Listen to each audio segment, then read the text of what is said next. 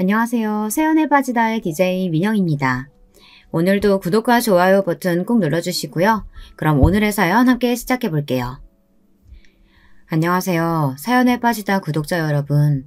저는 큰며느리이자 가정주부로 살고 있는 40대 초반의 여성이에요. 오늘은 의사 동서만 입버라는 제 시어머니를 고발하기 위해 여기 사연에 빠지다에 글을 쓰게 되었습니다. 도대체 어떤 일이 있었는지 여러분들도 끝까지 들어보시고 저에게 응원하는 마음으로 댓글 달아주셨으면 좋겠어요. 그럼 제 이야기를 시작해 볼게요. 혹시 제가 글을 두서없게 쓰더라도 너그럽게 양해해 주셨으면 좋겠습니다. 저는 어렸을 때 대구 옆에 붙어있는 경산이라는 시골에서 자랐습니다. 아버지는 남의 집 소작농사를 지으셨고요. 가족관계는 아버지, 어머니와 3살 위의 오빠, 저 이렇게 4명입니다. 저희 아버지는 제가 태어나고 3달이 채 안 되어 집을 나가고 말았습니다. 동네에 살던 어린 여자와 눈이 맞아 제가 태어나기 전부터 바람을 피우셨다는데요. 제가 태어난 후 어머니를 버리고 그 어린 여자와 살림을 차려 집을 나가셨다고 합니다. 처음부터 어머니는 이 동네에서 바람둥이로 소문난 아버지와 하룻밤에 실수를 하셨다고 해요.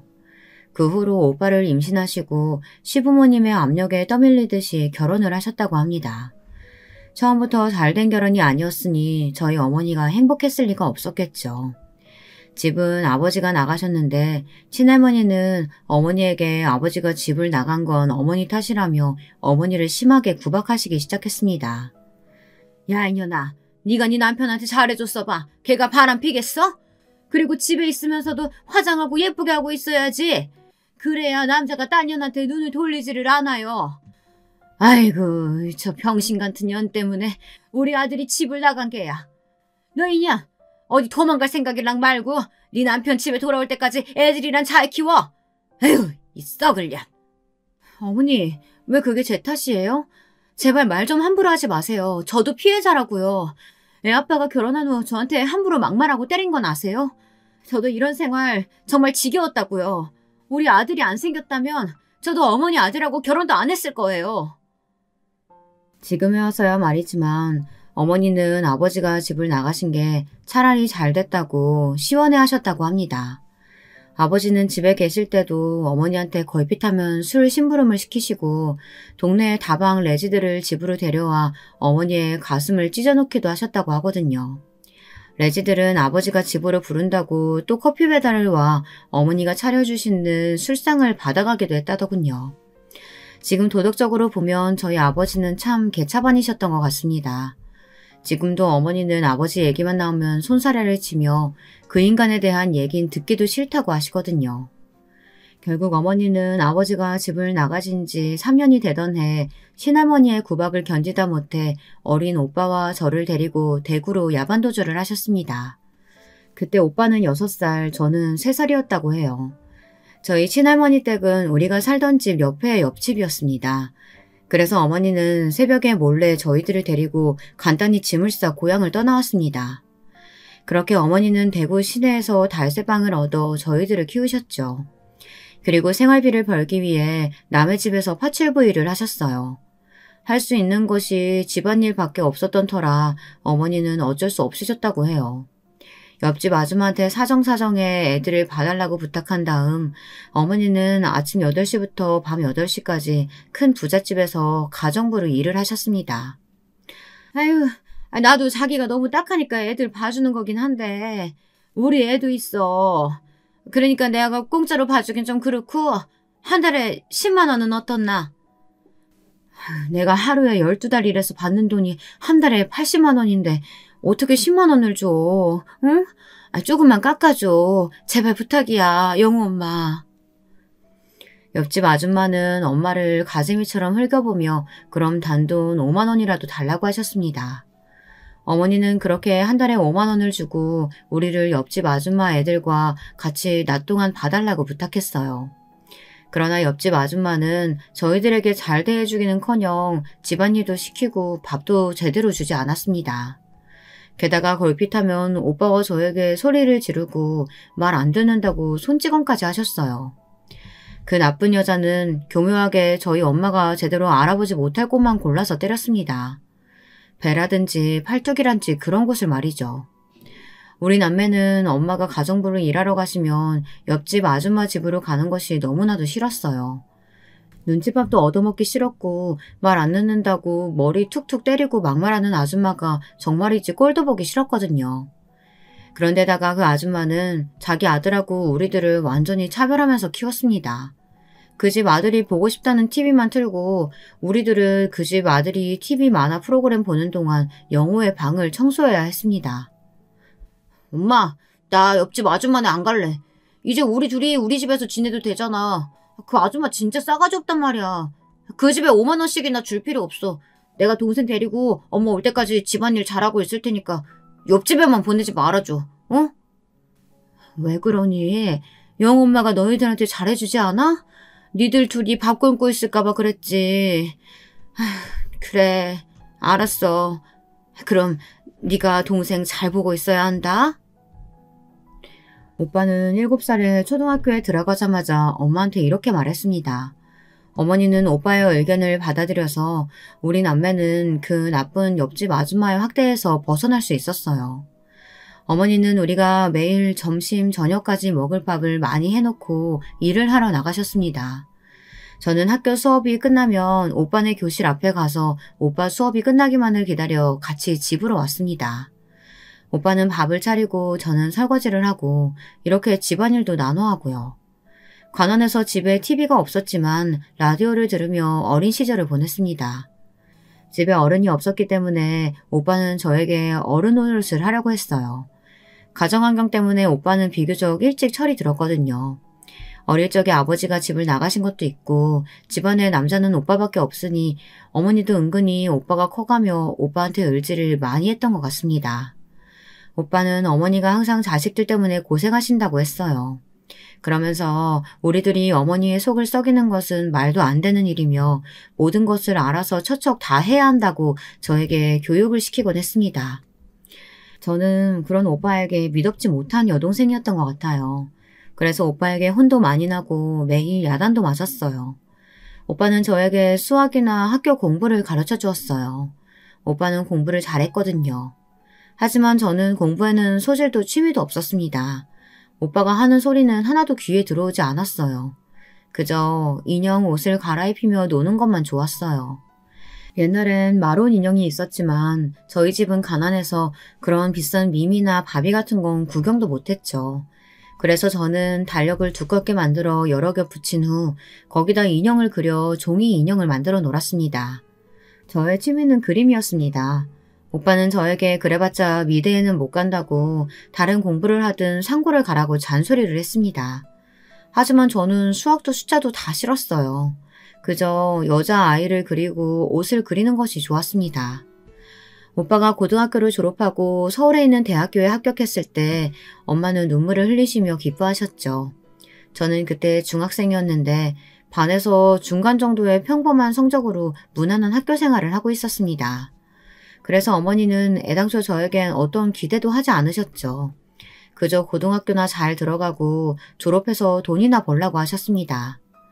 오빠는 4년 장학금을 타며 대학을 마쳤고 대학을 다니는 동안에도 어머니에게 손을 절대로 벌리지 않았어요. 과외라든가 막노동 등 다른 아르바이트들을 하면서 혼자 힘으로 대학을 다녔거든요. 요즘도 어머니는 저희 오빠 같은 효자가 없다고 하십니다. 그렇겠죠. 오빠는 집안을 일으킬 기둥이라며 어머니는 오빠를 거의 떠받들어 주셨거든요. 그거에 비하면 어머니는 저한텐 거의 관심이 없으셨습니다. 그저 어디 가서 사고나 치지 말라고 하셨습니다. 저는 그런 엄마에게 서운한다면 서운했지만 오빠와 제 차이를 모를 정도는 아니었어요. 그런 말을 들을 때마다 저는 귀를 막고 제 방으로 들어가 버렸습니다. 그리고 미친 듯이 그림만 그려댔어요. 저는 나중에 고등학교를 졸업하고 그림 그리기가 특기가 되어 패션 쪽에 일을 하게 되었습니다.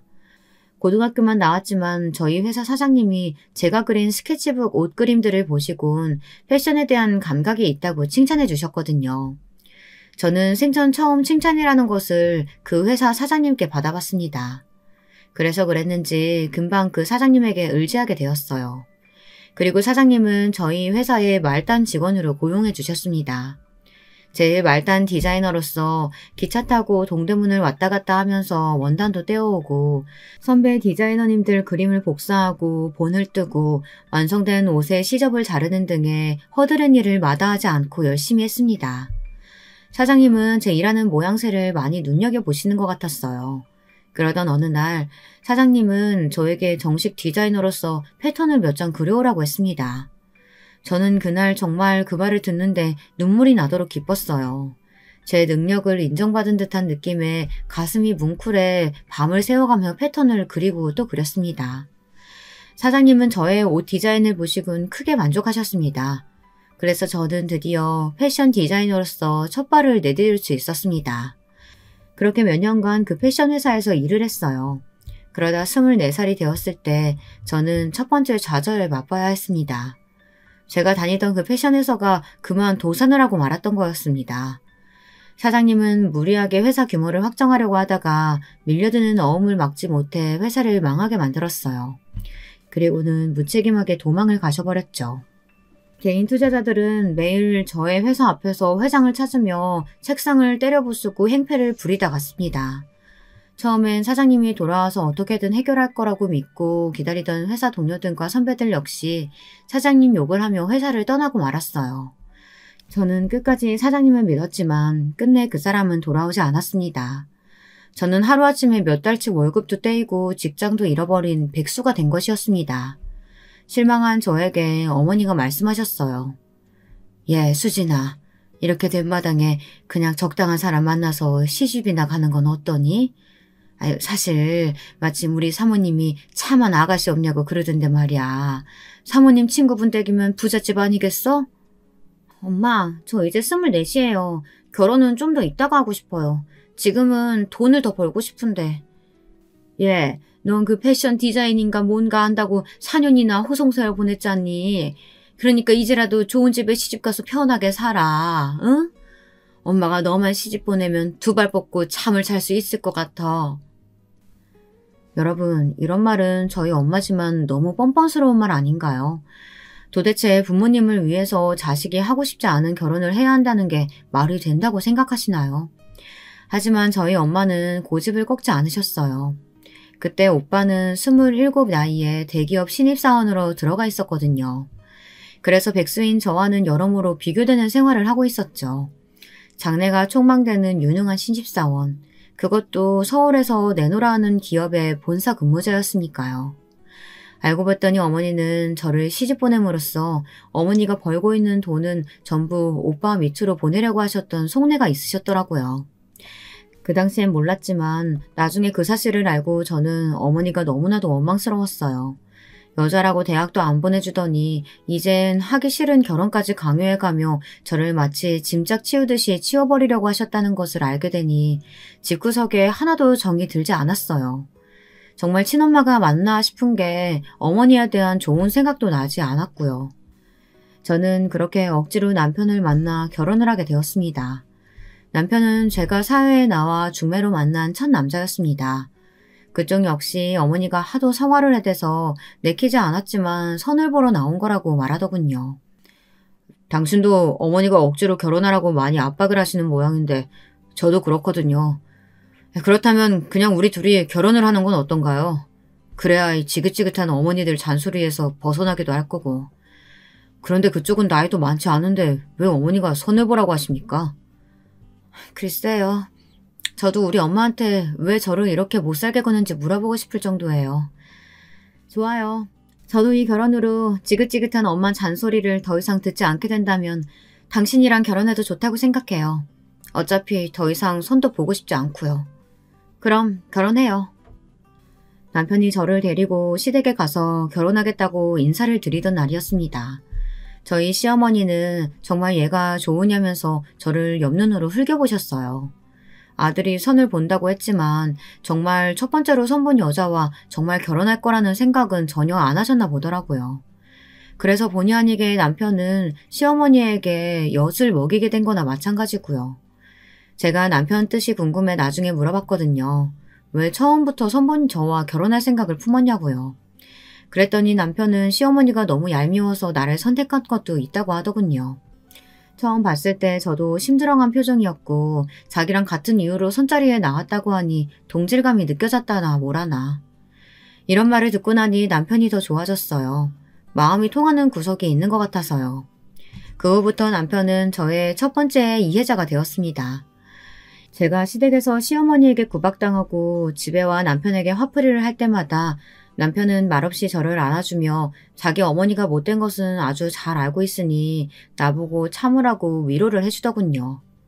그래서 아직까지 남편과는 큰 싸움 한 번 없이 잘 살고 있는 것인지도 모르겠습니다. 그런데 문제는 별난 성격을 가지신 제 시어머니였어요.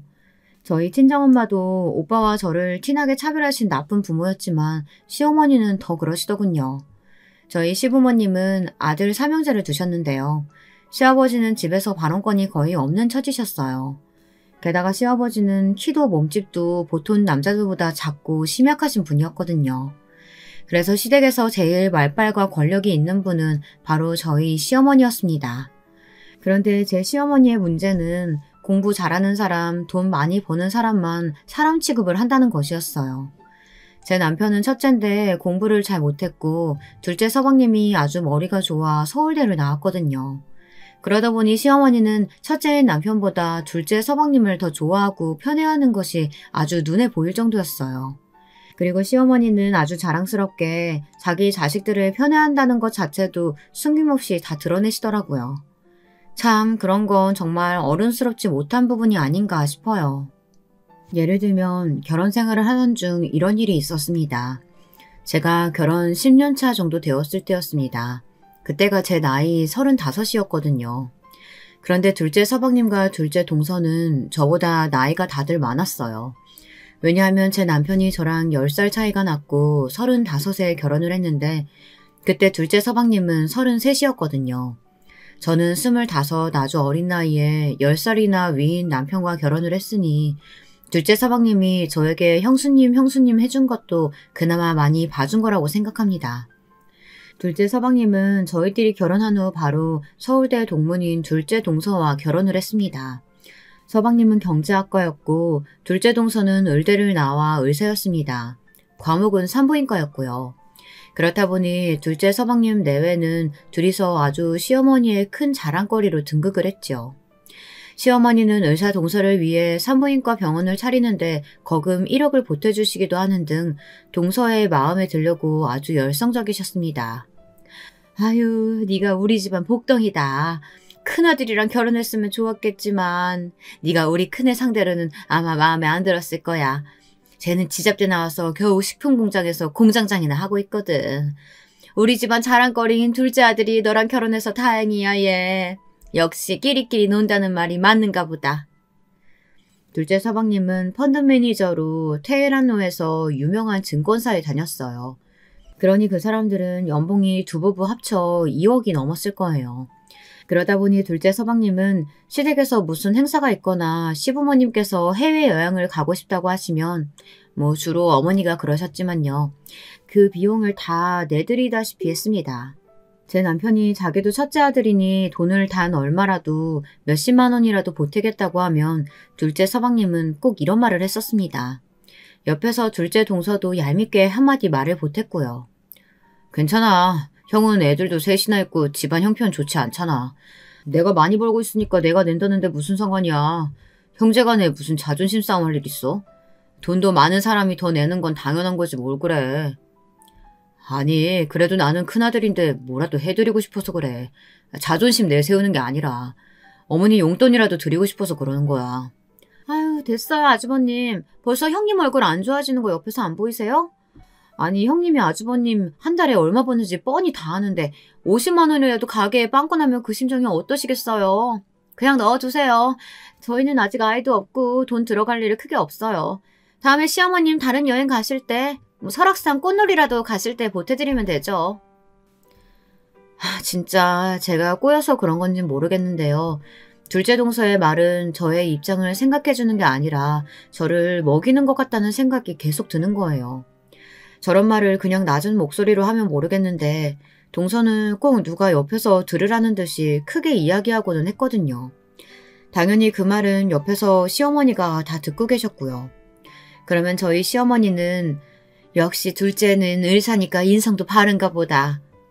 이렇게 말하시며 나중엔 꼭 저에게 둘째 동서에게 좀 보고 배워라 라고 잔소리를 한 바가지 하시고 나서야 그 상황이 끝나곤 했습니다.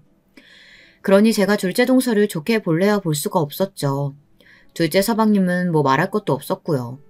제 남편도 둘째 서방님에 대한 자격지심을 느끼고 있는 것이 눈에 보였습니다. 마지막으로 저희 막내 도련님은 지금 딱 40인데 서울에 있는 대학을 나와 평범한 회사에 다니고 있어요. 막내 도련님은 비혼주의를 외치고 있는 사람이에요. 그래서 막내 아들은 시어머니의 구박덩어리가 되었죠. 저희 시어머니는 아들이 사지도 멀쩡한데 결혼을 안 하겠다고 하니 기가 막히셨나 봅니다. 막내 도련님 얼굴만 보면 꿀밤을 퍽퍽 때리시며 그렇게 잔소리를 심하게 하셨습니다. 아이고, 내가 너 때문에 못 산다, 못 살아. 이 나이 되도록 뭐 때문에 결혼을 안 해. 아, 그니 친구 누구야? 정민인가 걔는 벌써 초등학교 들어간 아들이 둘이라고 하더라. 그런 말 들으면 뭐가 생각이란 게 안 들어? 너는 어디 고장난 것도 없는 애가 왜 결혼을 안 한다고 해서 이 애미 속을 썩이고 난리야. 다 필요 없고 내년엔 얼른 장가나 가라. 엄마, 저 비혼주의라고요. 비혼 뜻 몰라요? 난 결혼이 싫다고. 내 인생에 여자도 없고 결혼은 더더욱 안 할 거니까 쓸데없는 희망은 애저녁에 싹을 자르라고요. 이럴 거면 나 진짜 집 나가요. 독립을 하든지 해야지 내가 진짜. 그래, 나가. 집 나가버려. 40 다 된 놈이 어디 엄마 집에서 기생충같이 붙어 산다고 난리야. 그만치 나이 먹었으면 따로 집 얻어가지고 나가서 살아도 돼. 난 너만 없으면 아주 살만 날 것 같으니까. 아휴, 이제 그만 나가라. 이렇게 시어머니와 막내 도련님의 말싸움은 서로 상처만 주고 끝나곤 했습니다. 그 이후 정말 막내 도련님은 회사 근처에 원룸을 얻어 살게 되었어요. 혼자 밥 해먹고 집안일 해야 하는 번거로움이 있긴 하지만 무지막지한 시어머니의 잔소리와 구박을 안 듣는 것만 해도 속이 다 시원하다고 막내 도련님은 말하더라고요. 저도 그 마음에 격하게 동의하고요. 우리 시댁에서 막내 도련님과 저만 시어머니의 마음에 안 드는 인간이었으니까요. 막내 도련님이 그렇게 어머니와 연을 끊다시피 집을 나가자 시어머니의 잔소리 폭탄은 고스란히 제가 맞아야 했습니다. 제 시어머니는 아주 작은 꽃들이라도 있으면 정말 집요할 정도로 저에게 막말을 하시는 분이었습니다. 저는 되도록 시어머니와 마주치지 않는 상황을 선택했는데요. 그러면 저희 시어머니는 저에게 전화까지 해서 본인이 하고 싶으신 말만 하고 황당하게 끊어버리는 수법을 자주 썼습니다. 저는 할 수만 있다면 시어머니와 인연을 끊어버리고 싶었지만 제가 그 시댁에서 큰 며느리라는 위치에 있으니 그럴 수도 없었어요. 제가 없으면 시어머니는 제사 준비도 안 하시고 꼭 제가 오기만 기다리고 있다 제가 오자마자 이것저것 시키시기만 하는 분이었으니까요. 그런데 더 어이가 없는 건 뭔지 여러분들 아시겠나요? 그건 제사 지내는 날에 의사인 둘째 동사가 오면 시어머니가 반색을 하며 이렇게 말씀하시는 거였어요. 아이고, 우리 둘째 아끄나? 예, 너는 전혀 일할 필요 없어. 얼마나 병원에서 힘들게 일했는데 시댁에 와가지고 일까지 하려고 그러니? 넌 그냥 차려주는 밥이나 먹고 TV나 보다 가렴. 이 시애미랑 큰 며느리가 같이 하면 돼. 그러면 둘째 동서는 얄밉게도 이렇게 말하는 것이었습니다. 어머, 아니에요, 어머님. 저도 며느리고 제가 나이는 더 많지만 형님을 형님 대우해 주려면 저도 일을 해야죠. 안 그러면 나중에 집에 가서 형님이 얼마나 제 뒷담화를 하시겠어요. 안 그래요, 형님? 아니야. 내가 왜 동서 뒷담화를 해. 그건 오해야. 내가 혼자 할 수 있으니까 동서는 어머님이랑 소파에 앉아서 TV나 봐. 어머님 말 맞다나 내가 큰 며느리니까 내가 해야지. 그 당시 저는 착한 며느리 컴플렉스 같은 것에 걸려 있었는지도 모르겠습니다. 그저 자리가 사람을 만든다고 제가 큰 며느리고 동서에게 제 성질대로 말했다간 당장 시어머니가 경을 치실 게 뻔하니까요. 안 그래도 제가 뭔가 실수하기만을 바라고 계시는 시어머니인데요. 그 실수를 두고두고 씹을거리로 만드시는 시어머니에게 저는 더 이상 시달리고 싶지 않았어요. 그래서 이를 악물고 저에게 주어진 일들을 묵묵히 해내는지도 모르겠어요. 하지만 정말 사소한 일에서 제 인내심은 한계가 오고 말았습니다. 그 사건은 하필이면 추석 명절에 일어난 일이었습니다. 저희 시댁에는 추석에 차례를 지낼 때 돌아가신 할아버지께서 대게를 좋아하셔서 그런지 그것도 같이 제사상에 올리곤 했습니다. 대게를 마트에서 삶아와서 깨끗하게 먹기 편하게 다듬는 일은 당연히 모두 제가 했죠. 동서는 한번 시어머니께서 자기 편을 들어준 다음부터는 당연하다는 듯이 시댁 제사 때 늦게 와 가만히 앉아만 있었거든요. 그날도 제 남편과 함께 이마트에 가서 대게를 사왔습니다. 남편은 제삿날만 되면 저한테 미안해했어요. 하지만 저는 남편에게 괜찮다고 말했습니다. 어차피 남편이랑 헤어지지 않을 바엔 명절이랑 1년에 2번 있는 남편의 할아버지 할머님 제사에만 참으면 되었으니까 말이죠. 못된 사람은 시어머니지 남편은 아니었거든요. 남편은 한없이 저에게 너그럽고 잘해주는 사랑하는 남편이었으니까요. 마트에서 장을 본 후 시댁으로 돌아오자 마침 동서가 와 있더라고요. 동서는 저를 보자마자 얼굴이 활짝 피면서 말했습니다. 어머 형님 그거 대게죠? 저 그거 너무 좋아하는데. 얼른 먹고 싶다. 형님 제사상에 올릴 것만 남기고 그냥 저 다 주시면 안 돼요? 제가 대게는 한 마리도 넘게 혼자 먹을 수 있거든요. 오늘 일찍 오고 싶더라니 오길 잘했네. 야 그래. 그 대게 제사상에 올릴 거 한 접시만 남기고 다 얘 줘라. 얘가 오늘 제왕절개 수술을 8건이나 했다지 뭐니. 그러느라고 저녁도 못 먹은 모양이야. 이 시애미가 그 정도는 해줘야지. 얼른 손질해가지고 쟁반에 받쳐서 갖고 와. 그런데 그날은 저도 제사 준비하느라 점심도 못 먹은 상태였습니다. 저는 아침부터 시댁에 불려와서 종처럼 일만 했는데 동서라는 년은 시어머니랑 수다 떨며 하하호호 웃다 지금 오는 저한테 대게를 손질해달라고 아무렇지 않게 명령하는 것을 들으니 정말 배알이 꼴리더라고요. 저는 삶은 대게를 큰 쟁반에 늘어놓고 껍질을 까고 있다가 그 달큰한 냄새에 홀리듯이 커다란 집게 다리 하나를 들고 먹고 있었습니다. 그런데 허겁지겁 대게를 먹던 저의 뒤통수가 번쩍 불이 나듯 아픔이 느껴지는 것이었어요. 저는 화가 나서 뒤를 돌아보았습니다. 도대체 누구야? 누구기는 너 도대체 뭐하는 년이냐? 네 동서 먹으라고 손질하라고 한 대게를 네가 먹어 치우면 어쩌자는 거야? 너 미친 거냐? 정말 한번 맞아보고 싶어? 시어머니가 눈앞에서 허리에 손을 얹고 씩씩거리고 계시는 게 아니겠어요. 그러다가 제가 뒤를 돌아보자 시어머니는 제 뺨을 짝 소리가 나도록 때리고 말았습니다. 저는 빨갛게 화끈거리는 뺨을 부여잡고 너무 억울해서 눈물이 줄줄 흘렀습니다. 그리고 저는 악에 받쳐 시어머니에게 소리를 질렀습니다. 어머니, 왜 때려요? 제가 그까짓 대게 다리 하나쯤 먹었다고 어머니가 저한테 그럴 권리가 어디 있어요? 저는 이 집안 큰며느리인데 제가 대게 하나도 못 먹어요? 도대체 어머니 머릿속에 뭐가 들어 계신 거예요? 뭐야? 보자 하니까 인연이 정신이 나갔구나. 어디 시어머니가 말씀하시는데 꼬박꼬박 말대꾸 하고 지랄이야. 네 아랫동서 보는 앞에서 홀딱 벗겨가지고 문 밖에 내쫓아버리기 전에 그 입 다물지 못하니? 입은 다물고 얌전히 대게 손질이나 해. 또 한 번 훔쳐먹었다가는 뼈도 못 추릴 줄 알아. 시어머니가 집안이 떠나가라 소리를 지르니 놀라서 남편과 시동생이 달려왔습니다. 동서도 무슨 좋은 구경이 난 것처럼 한쪽 입꼬리를 올려물고 비웃듯이 어머니 앞에서 저를 비꼬았습니다. 어머 형님, 그러니까 도둑년처럼 왜 몰래 먹어요?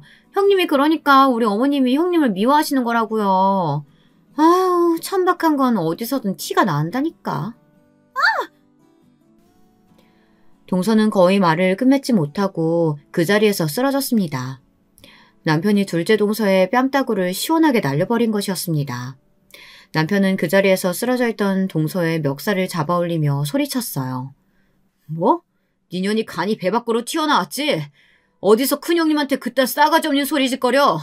미친년은 너야. 그리고 어머니, 이 사람이 뭘 잘못했다고 이 사람 뺨을 때려요? 어머니가 그렇게 둘째 며느리만 감싸고 도니까 인연이 미쳐가지고 이렇게 날뛰는 거잖아요. 이게 이치에 맞는 일이에요? 저 이제 본가에 다시는 안 와요. 아시겠어요? 여보, 가자. 저는 어안이 벙벙해서 남편의 손에 끌려나가듯이 시댁에서 도망쳤습니다. 남편은 차에 시동을 걸자마자 뒤도 안 돌아보고 집으로 돌아와서는 분노와 수치심으로 부들부들 떠는 저를 꼭 안아주었습니다. 그리고 울면서 저에게 시어머니 대신 사과를 했습니다. 미안하다고. 자기 어머니가 이제껏 했던 행동과 말들에 대해 잊을 수는 없겠지만 자기를 봐서 용서해 달라고요. 그리고 앞으로는 자기가 시어머니에게 더 적극적으로 저를 괴롭히지 못하도록 말을 해주겠다고 하더군요. 저는 미안해하는 그 사람에게 한마디 말하지 못하고 그저 남편의 품에서 엉엉 소리내어 울기만 했습니다.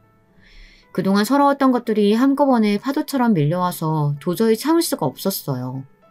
아이들은 셋 다 쪼르르 달려나오더니 아버지가 어머니 때린 거냐며 남편에게 화를 냈고 저는 그런 거 아니니 걱정하지 말라고 아이들을 안심시켰어요. 그랬더니 첫째 아들이 미간을 찌푸리며 말했습니다. 그럼 할머니가 어머니 괴롭히신 거 아니에요?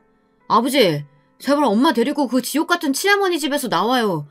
그리고 우리 엄마는 친할머니랑 안 만나야 행복할 것 같다니까요. 아버지는 어떻게 그런 걸 하나도 몰라요? 맞아요. 그리고 제가 할머니가 싫어서 할머니 댁에 안 가는 거예요. 저는 형이 장손이라고 형만 좋아하는 할머니가 너무 싫어요. 맞아. 형도 느꼈어? 우리 친할머니는 정말 인간 차별주의자야. 나도 앞으로 친할머니 집에 절대로 안 가. 셋째는 그때 초등학생이었는데요.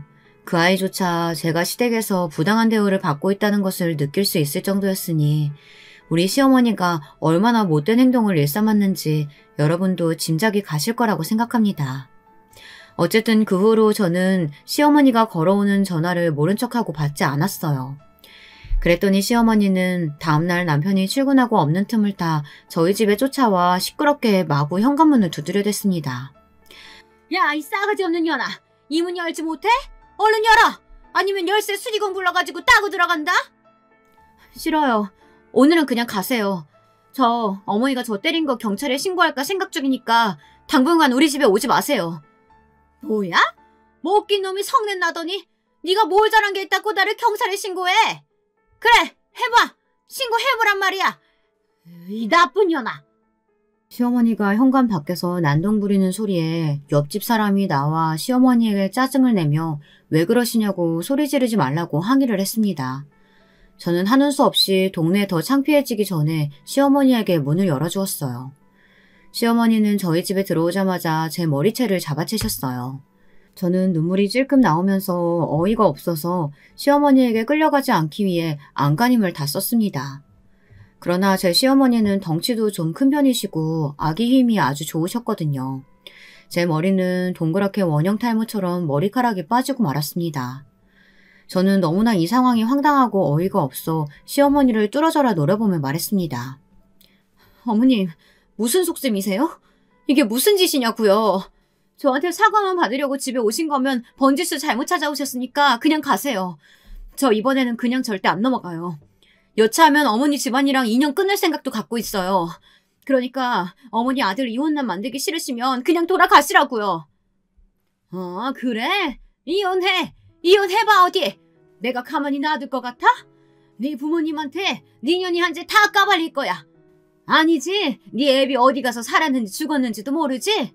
너 어릴 때 네 애비가 딴 년이랑 눈 맞아서 도망 나갔다고 했잖아. 그러니 자식이라고 어디 제대로 됐겠어. 넌 가정교육 못 받아서 그 지랄 맞은 성격 못 버리는 거야. 여러분, 도대체 이게 시어머니가 큰며느리에게 할 소리인가요?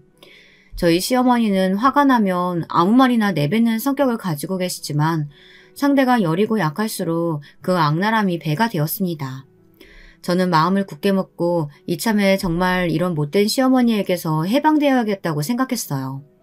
그래서 그렇게 길길이 날뛰는 시어머니 눈앞에 제 스마트폰 뱅킹 통장을 보여주었습니다.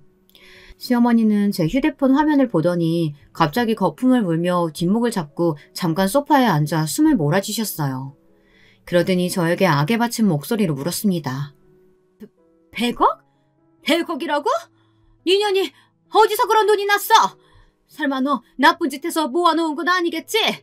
이 통장 돈 액수가 나랑 무슨 상관이라고 보여주는 거야?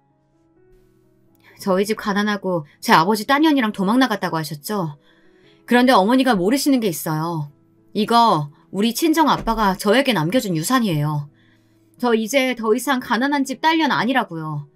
이제 애아빠랑 이혼하더라도 저 충분히 혼자서 살 수 있다고요. 저는 매달리는 시어머니를 매무차게 뿌리쳤습니다. 시어머니는 갑자기 비굴하게 제 다리를 붙잡으시면서 저에게 애원하기 시작하셨거든요.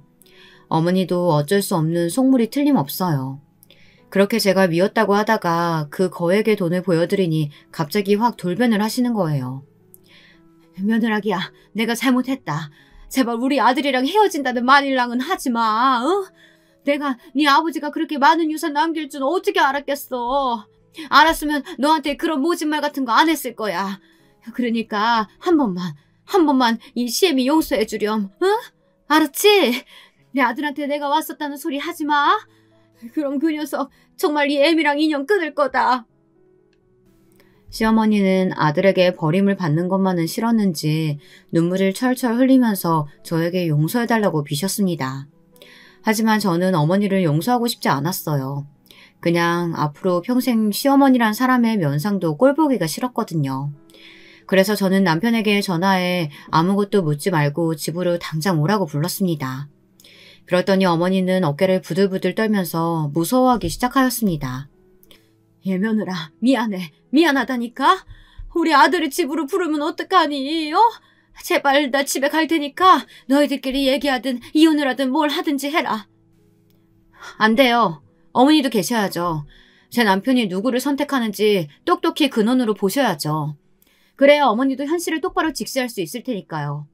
애비가 올 때까지 어머니도 집에 못 가실 테니까 그래 아세요. 남편은 무슨 일이 났는 줄 알고 헐레벌떡 집으로 달려왔어요. 저는 그 사람의 앞에서 큰 소리로 나를 선택할 건지 시어머니를 선택할 건지 물어보았습니다. 그랬더니 남편은 두말할 것도 없이 나라고 하면서 제 편을 들어주었어요. 참 고마운 사람이죠. 그 사람은 그때까지 제가 100억의 유산 상속을 받았다는 것조차 모르고 있었으니까요. 시어머니는 안도감에 가슴을 쓸어내렸습니다. 저는 그런 시어머니의 면전에 대고 이렇게 말했습니다. 어머니, 잘 들으세요. 저 이제부터 제 마음 풀릴 때까지 시댁 출입 절대 안 할 거예요. 어디 이제 어머니 혼자서 그 많은 명절 음식이랑 제사 음식 해보세요. 그 의사라는 동서녀는 절대 손끝 하나도 꼼짝하지 않을 테니까요. 그녀는 싹수가 글렀어요. 그리고 저요. 남편이 저를 선택했으니까 이혼은 하지 않을 거예요. 하지만 저 몰래 남편이 어머니랑 연락을 했다던가 시댁 일에 관여하고 어머니께 용돈 드리는 일이 생기면 이 사람 저 버릴 수도 있어요. 그렇게 아세요. 다 들었으면 이제 이 집에서 나가세요. 그래요, 어머니. 오늘 제 아내가 너무 흥분해 있네요. 얼른 집에 가서 기다리세요. 이 사람이 화가 좀 풀리면 그때 전화하고 찾아뵐게요. 시어머니는 저에게도 남편에게도 아무 말도 하지 못한 채 펑펑 울면서 집으로 가셨습니다. 남편은 저를 앉혀놓고 좀 전에 무슨 일이 일어났는지 자초지종을 이야기해보라고 부드럽게 말했어요. 저는 남편의 목소리에 안심이 되었는지 얼른 이야기를 꺼내놓지 못하고 그저 꺼이꺼이 울고만 있었습니다. 그러다가 좀 진정이 되자 저는 남편에게 놀라운 이야기를 하기 시작했습니다. 그 이야기는 추석 전달 여름에 일어난 일이었어요. 갑자기 저희 친정엄마가 저에게 전화를 걸어왔어요. 아버지를 찾았다고 말이에요. 그런데 고생고생해서 찾아낸 아버지는 싸늘한 주검이 되어 계셨어요. 외력으로 돌아가신 건 절대 아니고 암으로 돌아가셨다고 하더라고요. 췌장암이랬나? 아마 그랬을 거예요. 아버지의 장례식장에서 만난 아버지의 후처는 이 동네에서 같이 도망나간 어린 여자가 아니었습니다. 아버지는 그 여자와 헤어진 후 또 새 장가를 드신 것이었어요. 그 여자는 60대 초반이나 되었을까요? 곱게 늙어서는 팔과 손가락에 다이아 반지며 팔찌를 주렁주렁 달고 있었습니다. 남편이 죽은 미망인이라고 하기엔 지나치게 화려한 차림이었죠. 그 여자는 저와 어머니를 보고서는 입을 삐죽거리며 여기는 왜 왔느냐고 물었습니다. 저는 어머니를 대신해서 그 여자에게 싸울 것처럼 무섭게 말했어요. 당신이 우리 아버지 뺏어가서 같이 살았으면 최소한 100년회로 하기라도 해야지. 왜 벌써 돌아가시게 만들어? 우리 아버지 이제 70 조금 넘은 나이야.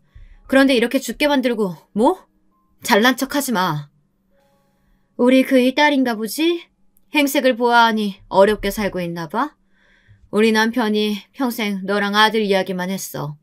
나한테는 자식도 없고 우리 남편이 너한테 정도는 유산을 남겨뒀으니까 이거 가지고 가서 변호사나 만나봐. 그리고 부조금 따윈 필요 없으니까 다시는 찾아오지 말았으면 좋겠어. 아버지의 후처는 이렇게 말하면서 저에게 던지듯이 아버지 고문 변호사의 명함을 내밀었습니다. 저는 아무 말 없이 의아함에 그 명함을 받아 울고 있던 어머니를 부축해 장례식장을 나왔어요. 사실 저는 아버지의 장례식장에 부조를 하고 싶지도 않았어요. 그저 우리를 버린 못된 그 인간이 어떻게 죽었는지 그게 궁금해서 간 것일 뿐이었습니다.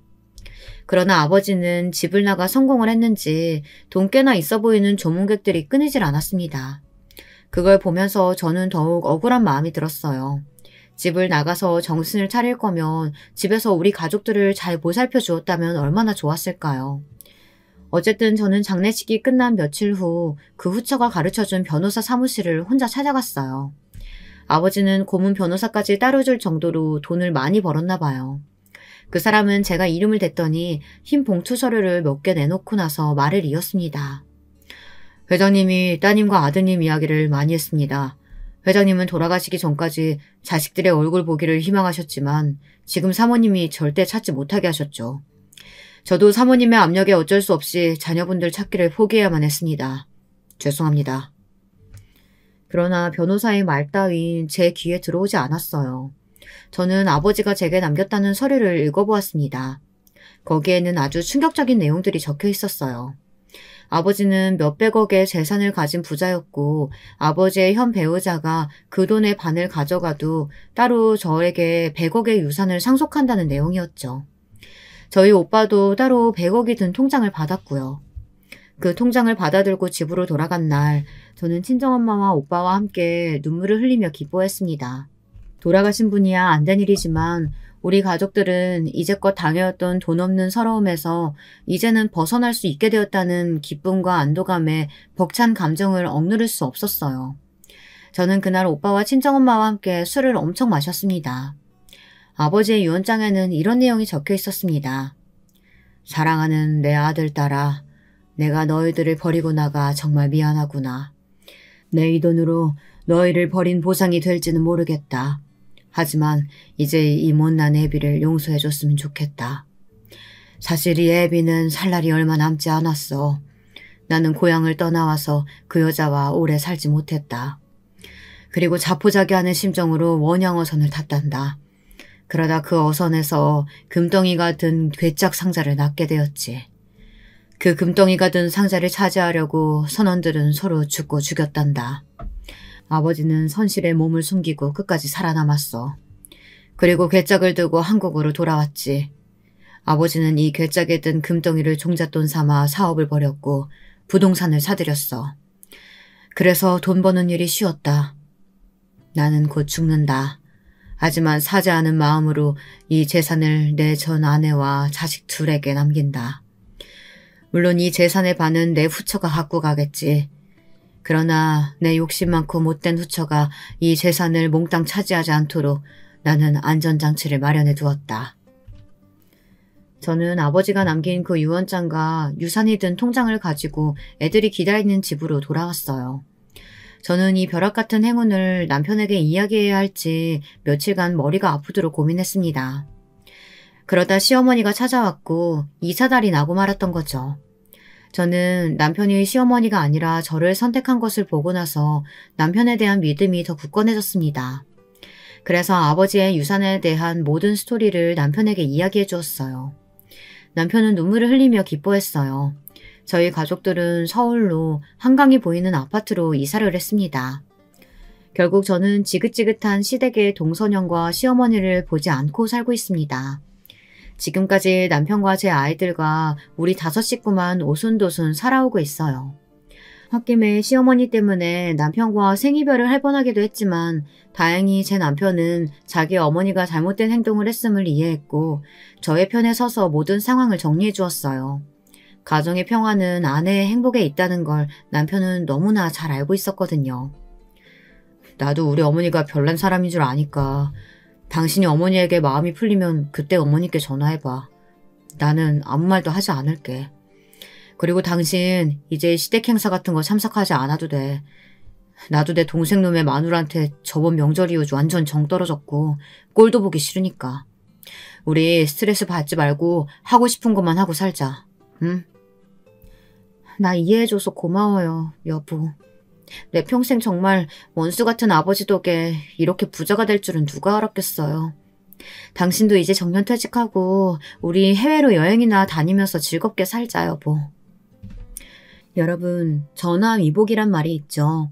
인생에서 계속 나쁜 일만 일어나지 않고 반대로 계속 좋은 일만 있을 수도 없죠. 어릴 적부터 고생고생하며 아버지 없는 서름에 몸부림치고 살아온 세월이지만 이제는 아닙니다.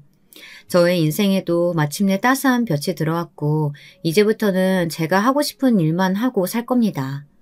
즐겁고 행복하게만 살아도 짧은 인생에 왜 아등바등 머리 아프게 살려고 했는지, 못된 시어머니를 떨치지 못했었던 저의 어리석음에 지금은 피식 웃음만 나오네요. 여러분, 제 이야기는 여기서 마치겠습니다. 제 이야기 어떠셨나요? 허망한 이야기라고 웃으실 수도 있겠고 그래도 저를 응원해 주실 분들도 계시기도 하겠죠. 어느 쪽이든 저는 상관없습니다. 어차피 인생은 한 가지 방향이 아니라고 생각하니까요. 저의 두서없는 긴 글을 읽어주셔서 감사합니다. 쌀쌀한 날씨에 감기 조심하시고 여러분들의 가정에도 행복이 깃드시길 바랍니다. 여러분, 두 번째 사연 시작하기 전에 좋아요와 구독 꼭 눌러주실 거죠? 그럼 두 번째 사연 바로 시작합니다. 이번 사연은 속이 시원해지기도 하면서 또 한편으로는 속이 답답한 듯 아려오는 이야기가 될 것 같아요. 애증이 느껴지는 이번 이야기도 저와 함께 해보시겠어요? 여러분 안녕하세요. 저는 평소에 사연에 빠지다를 꼬박꼬박 시청해왔던 50대의 중년 애독자입니다. 저는 요즘 표현에 따르자면 속도 위반을 통해서 결혼을 하게 되었던 사람입니다.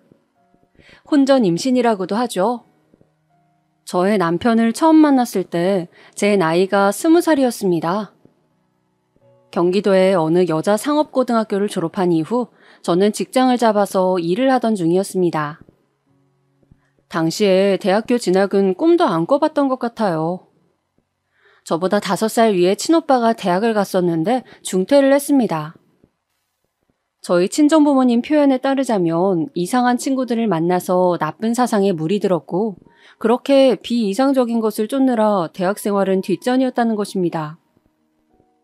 요즘의 대학과는 많이 달라서 그때는 대학 생활이라는 것이 통상적으로 고되지 않았던 것으로 압니다. 그럼에도 친오빠는 대학교의 불합리한 체계에 대해서 떠들기 시작하더니 끝내는 중퇴의 길을 걷게 되었죠. 저는 그때 19, 고등학교 3학년이었습니다. 그리고 친오빠는 대학교 중퇴 직후에 웬 여자를 저희 집에 데리고 와서 결혼할 상대라고 소개를 하였습니다. 기껏 보내놓은 대학을 내팽개치고 웬 시시껄렁한 것들하고만 어울려 다니더니 이제는 근본도 알 수 없는 여자를 달고 와서 결혼을 하겠다고 해? 네가 지금 제정신이야? 그 앞에서 친정아빠는 노발대발을 하셨었죠. 그 모습이 아직도 어제 일처럼 생생하네요. 빗대 세워가시면서 친오빠에게 화를 내시던 모습. 평생의 그때가 저는 처음 보는 것이었거든요. 아들과 딸을 심하게 차별하셨던 분이셨기에 저는 살면서 늘 친정아빠의 눈치를 보느라 집에서 주눅 들어 있어야만 했습니다. 저한테 없는 형편에 계집한테도 고등학교를 보내주느라고 얼마나 힘들지 않으냐고 친정아빠는 매일같이 타박하셨었죠. 식사하시다가도 갑자기 수틀리면 드시던 수저로 저의 머리를 세게 내려치기도 하셨던 분이셨어요. 이딴 쓸모없는 머리통은 왜 달려있는 거냐면서 말입니다. 이럴 거면 그냥 고등학교를 보내주지 마시지. 그런 소리 들어가면서 학교 다니는 게 저는 더 힘이 들어요. 그리고 시대가 이렇게 격동하고 있는데 여자애들도 전부 다 고등학교에 다니고 있는데 나만 그럼 못 다닐 수도 있었다는 건가요? 이런 집구석 나는 성인만 되면 떠나렵니다. 그렇기에 저는 속으로 울분을 삼키며 늘 이를 갈고 있었더랍니다. 늘 장남, 아들 타령만 하셨던 분이셨는데 바로 그 친오빠가 오만 사고란 사고는 다치니까 결국 친정아빠도 격하게 분노하셨던 것이죠.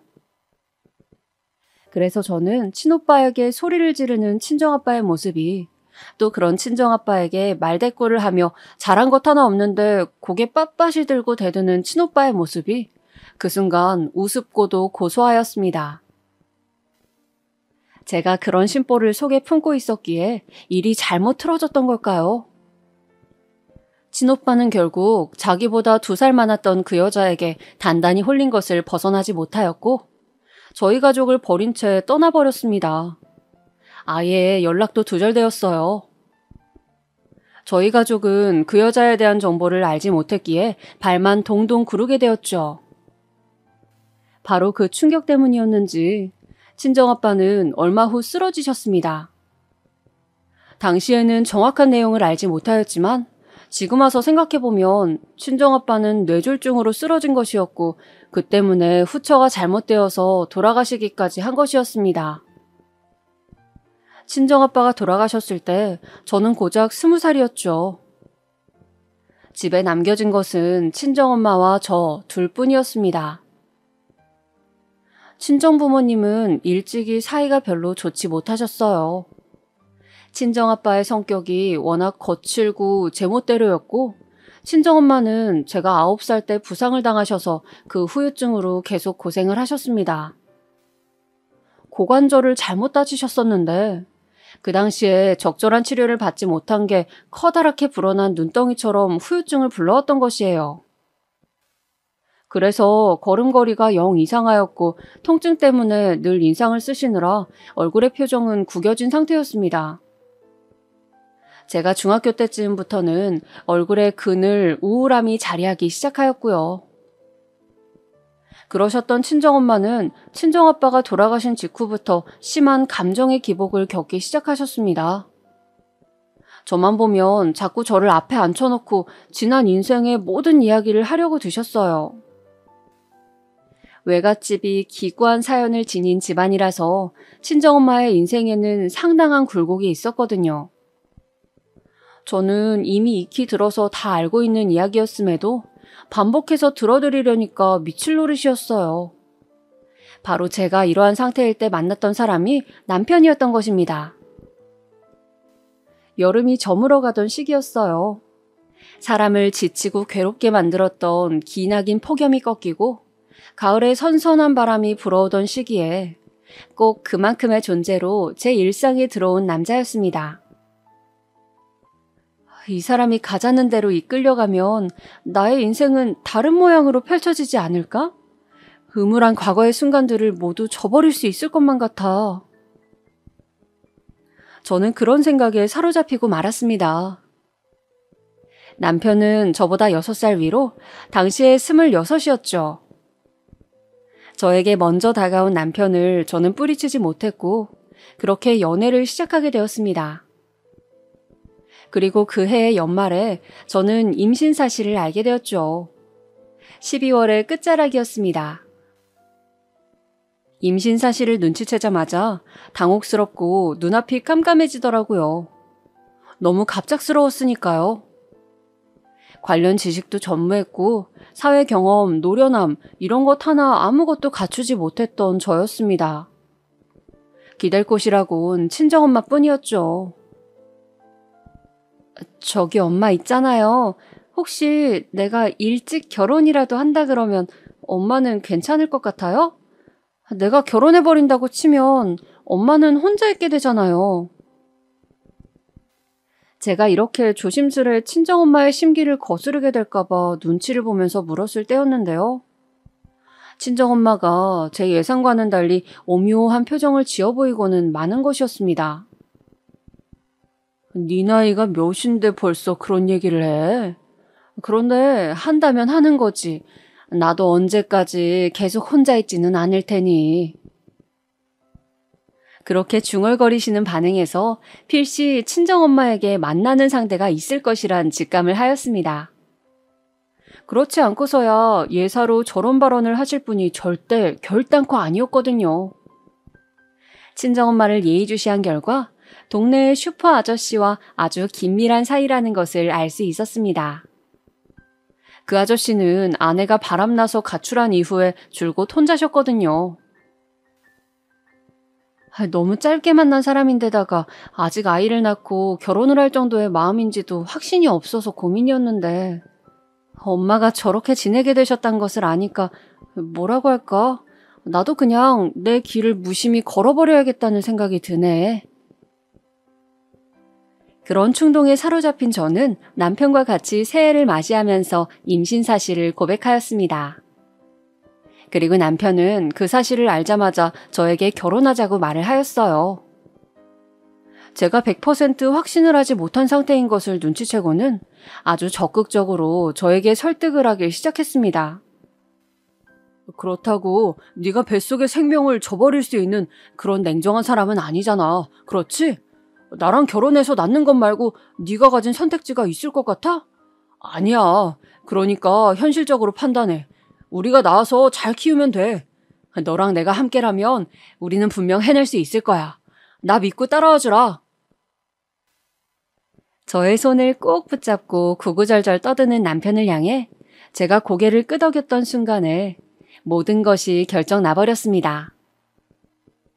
저는 그 다음에 바로 시부모님을 찾아뵙고 그때 처음 인사를 드리면서 결혼 허락을 받았습니다. 남편의 집안은 부유함과는 거리가 멀었습니다. 하지만 쪼들리면서 사느라 힘겹게 입을 뻐끔거리며 숨을 쉬어야 했던 친정의 집안과 비교를 하자면 훨씬 나은 편에 속하였습니다. 작게 살림 차려서 같이 살기 시작할 때부터 저는 남편의 진면목을 알 수 있었답니다. 짧은 연애 기간과 짧은 안목으로는 남편의 진짜 성격이나 성정 같은 것을 제가 파악할 수 없었던 거예요. 꽃다운 나이 21살이었고 저는 예기치 못한 임신과 결혼을 겪으며 점점 불러오는 배 때문에 너무너무 힘들고도 우울하였습니다. 바깥 풍경만 봐도 나는 이렇게 있는데 다른 사람들은 모두 자유롭고 즐겁게 사는구나 이 생각이 들어서 미칠 것 같았어요. 배가 불러오면서 원래 다니고 있던 직장도 그만둬야 했고요. 입덧과 사투를 벌여가며 저는 집안에서 남편만 오매불만 기다렸습니다. 저는 남편이 자기 사회생활보다는 그래도 임신한 어린 나이의 아내를 더 위할 줄로만 여겼어요. 당연히 그렇게 생각했건만 아니더라고요. 오빠, 또 술 마시고 들어온 거야? 이번 주 내내 하루도 빠짐없이 술 마시고 온 거 알아? 어쩜 사람이 이래. 말로만 안 마시겠다 해놓고 안 지키면 그게 사람 우롱하는 거 아니면 뭐야? 내가 바깥 생활 좀 하다 보면 술도 마시고, 집에 오는 게 늦어지고 그런 거지. 너는 종일 집에만 있는 애가 뭐가 그렇게 맨날 불만이 많아서 나한테 화풀이야. 심심해서 뇌가 어떻게 됐냐? 결혼 직후부터 출산일까지 저희 두 사람은 대부분의 날을 싸웠습니다. 이건 과장을 보태지 않은 사실이에요. 가장 행복하고 깨를 볶으면서 지냈어야 할 신혼 초기에 저희는 그렇게나 자주 싸웠는데 모든 원인은 다 술 때문이었습니다. 남편은 언제나 그 술, 그리고 술자리를 저보다 더 우선순위에 두었어요. 자기 입으로는 절대 아니라고 하는데 행동으로는 이미 그렇게 보였던 걸 어쩌나요? 연애 기간 동안에는 알지 못한 면모였어요. 자기 아이를 임신한 어린 아내를 두고 새벽 3시까지 술 마시다가 들어오던 남편. 늘 만취 상태로 돌아왔죠. 술만 마셨다 하면 절대 자제가 안 되는 사람이었어요. 항상 말로만 줄이겠다, 끊겠다 이렇게 떠들고선 행동으로는 지키지 않는 남편을 보며 저는 화가 쌓여갔습니다. 가뜩이나 임신한 상태라서 호르몬의 영향으로 감정이 오락가락할 때였으니 오죽했겠나요? 저는 그렇다 치고 남편은 도대체 왜 그런 저랑 맞서 싸웠던 걸까요? 임신한 아내랑 몸싸움하는 남편을 여러분은 어떻게 생각하세요? 저를 밀치기도 하였고 잠옷의 목 부분이 늘어날 정도로 힘을 줘서 제 멱살을 잡기도 하였습니다. 손에 집히는 물건을 집어 던지고 제 머리끄덩이를 잡아서 질질 끌고 가고 제가 거실 바닥에 나동그라진 적도 여러 번 있었습니다. 가장 어이없었던 대목은 그런 상황에서 남편이 언젠가부터 입버릇처럼 뱉던 말이었죠. 너 이럴 거면 나가. 내 집에서 나가라고. 저희가 처음 살림을 차려서 살았던 그 집을 마련할 수 있었던 것은 남편의 힘도 저의 힘도 아니었습니다. 시댁에서 시부모님께서 전적으로 지원을 해주신 것이었죠. 사회초년생이었던 저는 당연히 모아놓은 돈이 없었고 남편도 비슷했습니다. 그런데 자기 부모가 해준 집이니 자기 것이라면서 저보고 얹혀 사는 주제에 뻔뻔하기가 그지없다고 하였습니다. 내가 혼자 임신했어? 그리고 이 뱃속의 아이가 나만의 아이야? 아니잖아. 오빠가 이 아이 아빠잖아. 그런데 어떻게 이런 행동을 할 수가 있어? 대체 사람은 맞니? 이래서 집안 배경 보고 결혼했어야 했는데 땡전 한 푼 나올 곳 없는 너네 집구석만큼이나 너도 참 별 볼 일 없다. 너를 겪어보고 살아볼수록 알겠다. 어린 거 하나 보고 결혼했다가 내가 진짜 별거를 다 보고 사네. 상상조차 못했던 남편의 폭언 때문에 얼마나 충격이었는지 모릅니다. 특히 그런 폭언을 처음 들었던 날은 너무 정신적인 충격이 커서 물 한 모금을 못 마셨어요. 속은 기분이었고 배신을 당한 느낌이었습니다. 너무나도 힘들어서 민망함을 무릅쓰고 친정엄마에게 가서 제가 결혼 직후부터 겪은 모든 일들을 다 실토하였어요. 듣고 나서는 처음에는 크게 놀라시며 분노하셨지만 가만히 생각을 하시는 얼굴이 되더니 몇 시간 후에 저보고 이러시더라고요. 그래도 이혼할 건 아니지? 그렇다고 해서 갈라서는 건 아니잖아. 남자는 이놈이나 저놈이나 거기서 거기야. 지금은 너무 갑작스럽게 임신 문제로 결혼한 것 때문에 두 사람 다 혼란스러워서 그래. 아이만 태어나봐라. 이런 문제들은 자연스레 사라질 거니까. 그냥 우선은 꾹 참고 살아봐. 다시 말씀드리지만 저 그때 21살이었어요. 워낙 아는 것도 많지 않았고 아주 좁은 세상을 보며 살아왔던 사람이었습니다. 박학다식하지도 않았고 견문이 넓지도 않았기에 친정엄마의 반응에 굉장히 서러운 한편으론 그런가? 남들 다 이러고 사는데 나만 유난을 떤 것이구나. 내가 남들보다 좀 더 이르게 결혼을 해서 더 견디기가 힘든가 보다. 이 모든 과정도 결국 지나가겠지. 이렇듯 순진한 생각이 들고 말았던 것입니다. 모처럼 친정집에 가보았던 저는 다시 신혼집으로 돌아갔죠. 남편하고는 임신 막달까지 신경전을 벌이면서 싸워댔습니다. 어느 날은 술을 또 진탕 마시고 와서 곧바로 자려고 하길래 양말이랑 겉옷을 제가 벗겨주는데 그 순간에 보니까 웬 여자 화장품이 묻어있는 게 보이더라고요. 코를 박고 냄새를 킁킁 세게 맡아보니까 여자 향수 같은 내음이 맡아졌고요. 저 그때 진짜 서럽고 화가 나서 남편의 등짝을 세게 후려쳤습니다. 그랬더니 남편이 아이씨 짜증나게 이런 말을 중얼거리면서 누워있는 그대로 발길질을 막 날린 겁니다. 제가 그 발길에 그만 배를 맞아버렸어요. 갑작스런 충격에 저는 얼어붙어 있는데 남편은 인상을 팍 쓰면서 계속 그대로 잠을 청하고 있고 제가 그때 하혈을 조금 했습니다. 점점 배가 너무 아파와서 눈물을 줄줄 흘리며 남편을 손으로 막 때렸어요. 미쳤니? 네가 아빠야? 네가 이 생명을 책임질 수 있는 아빠 맞냐고? 뱃속 애기 잘못되면 내가 너 가만 안 둬. 제가 악에 받쳐서 그렇게 외쳤을 때 실눈을 뜨던 남편이 던진 말이 가관이었습니다. 네가 나를 가만 안 두면 뭐 어쩔 건데? 배가 아프면 병원에 지금 가보든가. 유난이야 하여간. 잘못했다면서 빌어야 마땅할 상황이었는데 남편은 너무나도 태연자약했습니다. 제가 그 당시에 친한 지인들이 있었거나 조언을 구할 사람들이 있었다면 다른 선택을 내렸을 텐데 고립된 외딴섬이었던 저는 아무것도 할 수가 없었습니다. 남편은 저희 집안을 얕잡아보고 저에게 함부로 굴고 있었지만 당시에 저는 그런 판단도 제대로 하지 못했던 것이죠. 그때 제가 또 어리석은 생각을 하고 맙니다.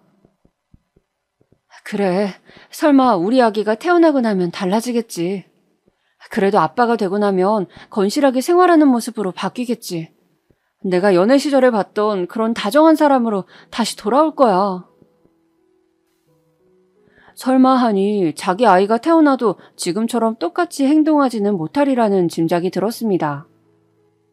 반신반의하는 마음으로 저는 그렇게 출산을 하였고 아들을 품에 안았습니다. 저희 아들이 태어난 이후에 그래도 100일이 되기까지는 술 문제를 안 일으켰어요. 하지만 그 시기가 지날 때쯤부터 스멀스멀 다시 술에 빠져 살기 시작하더군요. 드디어 철이 좀 든 줄 알았는데 사람은 변하지 않는 법이었구나. 내가 정말 바보 천치였구나. 그제서야 저는 깨닫게 된 것이었습니다. 자정 전까지는 무슨 일이 있더라도 귀가하겠다는 시간 약속은 물론이고 술을 만취 상태까지 마시지 않겠다는 내용 또한 남편은 지키지 않았어요. 어느 날은 저희 아들이 고열을 앓았습니다. 육아지식이 전무했던 저는 그 밤에 혼자 발을 구르면서 전전긍긍하였죠. 친정집에 전화하니까 슈퍼 아저씨가 받았습니다. 친정 엄마랑 둘이서 맥주 한잔 하고 있는 중이라면서 말이죠. 급한 거 아니라면 저보고 끊으라고 그러더니 그쪽에서 먼저 일방적으로 끊었습니다. 그 다음으로는 시댁에 전화를 했어요. 애가 열이 난다고 했더니 시어머니께서 조언을 주셔서 일단은 그대로 따랐습니다. 차도가 없으면 다시 전화 달라고 하셨어요. 그 후로 저 혼자 아들을 보고 있는데 술에 취한 남편이 귀가하였습니다. 술 냄새를 풀풀 풍겨대면서 간신히 잠든 아들을 안아보려고 하길래 제가 못하게 막았어요. 우리 애기 한참 열 끓다가 이제 간신히 진정됐어. 그동안 나는 속이 타서 죽는 줄 알았고 오빠는 연락 두절이었지. 정말 지긋지긋해. 대체 내가 왜 이러고 살아야 돼? 딱 그렇게 말했다가 남편한테 오만쌍 욕을 다 들었습니다. 듣기만 해도 귀가 썩을 것 같은 욕을 저한테 퍼부으면서 차라리 나가 뒤지라고 하더군요. 남편은 식탁 의자를 한 개 부수고 나서야 성에 찼는지 자러 들어갔습니다. 술에 인격을 지배당한 남편, 시부모님도 다 알고 계셨습니다. 20살 때부터 줄곧 저려왔다고 시부모님께선 담담히 저에게 말씀하셨죠. 설마 그런 하자가 있는 아들이라서 땡전 한 푼 없이 몸만 시집온 나를 받아주신 것이었을까? 그런 시부모님의 고백 앞에서 저는 공포스러운 가정을 하고 있었습니다. 시부모님조차 남편에게 함부로 화를 못 내시더라고요. 잔소리를 하셔봤자 그냥 타이르는 수준이었죠. 이런 사람인 줄 모르고 결혼해서 살림 차린 제 처지가 비참했어요. 싱그러운 22살의 나이에 저는 초췌하고 신경이 곤두서 있는 애기 엄마가 되어 있었습니다. 그 사실만으로도 미칠 것 같았는데 남편이란 작자는 갈수록 답이 안 보였죠. 돈이라도 잘 벌어왔다면 얘기가 살짝 달라졌을까요? 남편은 직장인이었으나 안정된 직장은 아니었고 봉급도 적었습니다. 그마저도 다달이 보장되어 있는 액수가 아니었죠. 속이 갑갑해서 그 나이에 저는 화병이 걸렸고 이런 제 마음도 모르고 어린아들이 울면서 보챌 때마다 안 좋은 생각이 자꾸 들었습니다. 그냥 아기랑 함께 이 세상을 떠나버리는 게 가장 현명한 선택이 아닐까 하는 충동과 몇 번이고 싸워야만 했어요. 어찌되었든 이제는 한계다, 이렇게는 계속 못 산다라는 생각으로 너무나도 절박해 있을 때였습니다. 어떤 방식으로든 저희 가정에게 결론이 지어졌습니다. 그것은 바로 예기치 못했던 너무나도 갑작스러웠던 남편의 죽음이었습니다. 남편은 28, 그 젊디 젊은 한창 때의 나이에 세상을 떠났습니다. 그날도 저와의 약속을 어기고 토끼 같은 어린아들이 기다리고 있는 집으로 일찍 돌아오지 않고 술자리에 나가 늦은 시간까지 부어라 마셔라를 외쳐댔던 남편이었습니다. 그리고 만취 상태였던 남편은 술집에서 나오는 길에 스스로 몸을 가누지 못하고 2층의 난간에서 떨어지고 말았습니다. 높은 위치가 아니었건만 머리부터 잘못 떨어지는 바람에 사망으로 이르렀다고 그런 소견을 저는 들을 수 있었습니다. 만약에 만취한 상태가 아니었다면 젊은 남성이었기 때문에 몸을 방어하려는 기제가 발동해서 떨어지는 자세가 달랐을 거래요. 그랬다면 죽지 않았을 거라는 소견까지 듣고 나자 저는 헛웃음이 다 나왔습니다. 그렇게 술에 미쳐서 살더니 결국은 술 때문에 가는구나. 제 나이 22살이었어요. 저는 아들을 품에 끌어안고 3일 밤낮을 울었습니다. 앞으로가 막막하더군요. 당장에 기댈 때는 솔직히 시댁뿐이었죠. 신혼집은 당장에 처분이 되었고 저는 시댁으로 아들과 함께 들어가 살게 되었습니다. 제가 친정을 생각 안 해본 것은 아니었으나 거절당했어요. 친정엄마로부터 집에 들어와서 같이 지내길 원하지 않는다고 그렇게 직접적인 말을 듣고 말았습니다. 그 말을 듣고서도 제가 막무가내로 쳐들어갈 생각이 들진 않더라고요. 저는 시부모님으로부터 지원을 받아보고자 시댁에 들어간 것이었으나 실상은 아주 달랐습니다. 온갖 집안일은 저의 차지가 되었어요. 아이 돌보는 것만으로도 벅찬 시기였으나 저는 시댁의 오만 잡무를 해내야만 했습니다. 아침 7시면 식탁에 아침밥을 딱 차려놔야 했고요. 내 아들 잡아먹은 년. 시어머니께서 TV를 보며 저 들으라고 중얼거리시는 말을 듣고도 애써 모른 척하며 지내야 했습니다. 그래도 당신들의 손자가 있으니 시간이 지나면 너그러워지실 것이라고, 마음을 열어주실 것이라고 믿으며 기다리고자 했습니다. 하지만 상황은 제가 예상한 대로 흘러가지 않았습니다. 시아버지께서 술을 끼고 사시더니 점점 그 정도가 지나치게 되었어요. 친정아빠가 술고래였던 모습을 보고 자랐던 것도 부족해서 남편을 술 때문에 잃어놓고는 이제는 시아버지마저 술에 넘어가 버리셨으니 저는 정말이지 미칠 지경이었습니다. 아버님, 오늘은 이만 드세요. 이러다가 진짜로 큰일 나신다고요. 뭐야? 내가 당장 병나발 못 부는 거 그게 바로 큰일이니까 상관하지 말어. 건방지게 나한테 이래라 저래라 말을 얹지 말란 말이야.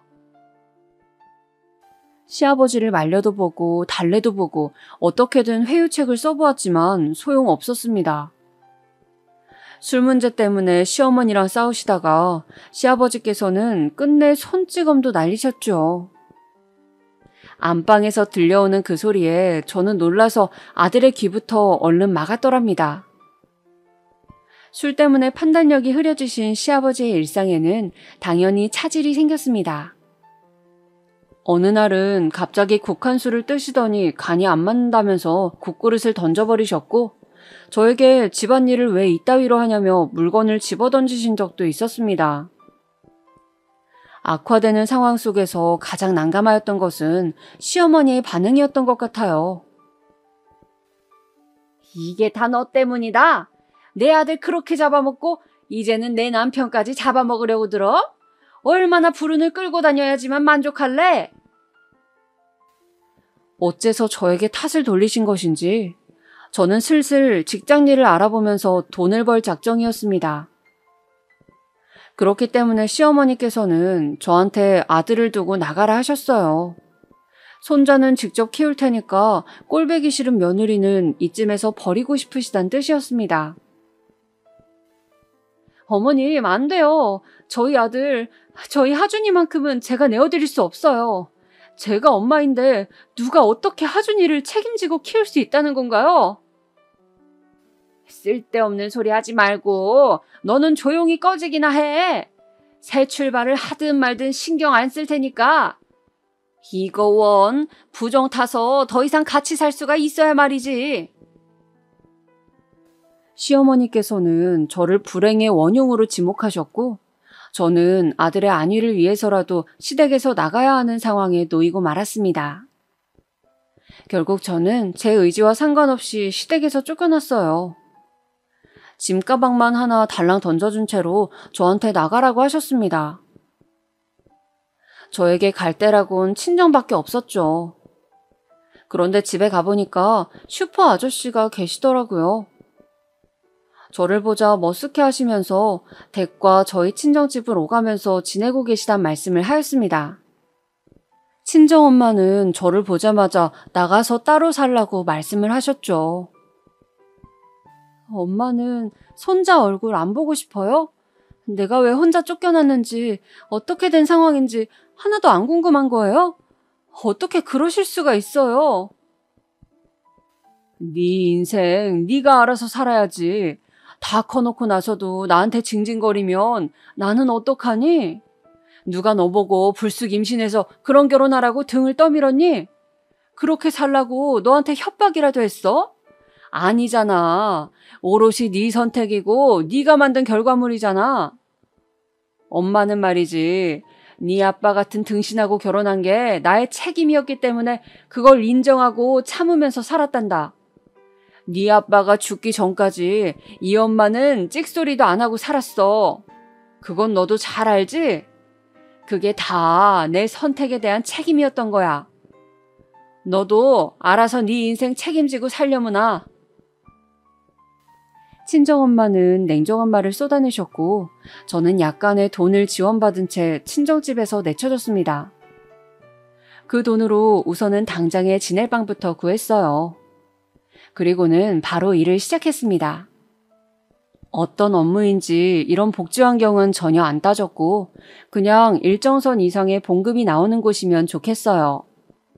아무런 생각 없이 일부터 그냥 했습니다. 반드시 돈을 모아서 지금의 생활에서 벗어나겠다는 일념 하나로 말이에요. 그렇게 첫 월급을 받고 난 이후 저는 시댁에 찾아갔습니다. 제 아들을 보기 위해서요. 하지만 문전박대를 당했습니다. 현관문 바로 앞에서 시아버지께서 담배를 피우시는 모습을 봤을 때부터 기분이 좋지 않았죠. 어린 손자가 뻔히 같이 사는데 담배를 피우시다뇨.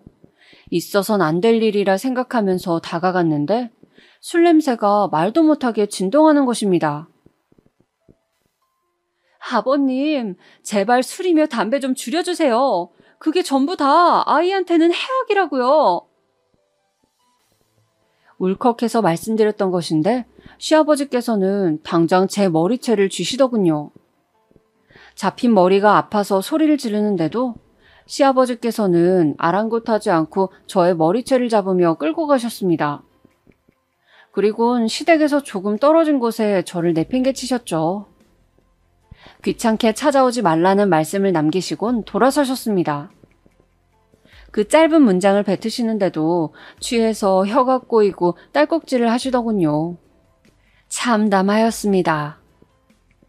저런 집에 제 아들이 있다니. 일하는 곳에서 알게 된 어떤 언니에게 제 상황을 넌지시 알렸더니 깜짝 놀라면서 제 아들의 안전을 걱정하였습니다. 얘, 그거 알코올 중독 아니니? 알코올 중독? 술에 중독되었다는 뜻이에요? 너 설마 알코올 중독이 뭔지 몰랐던 거야? 들어보니까 알코올 중독이구만. 그건 치료도 힘들다더라.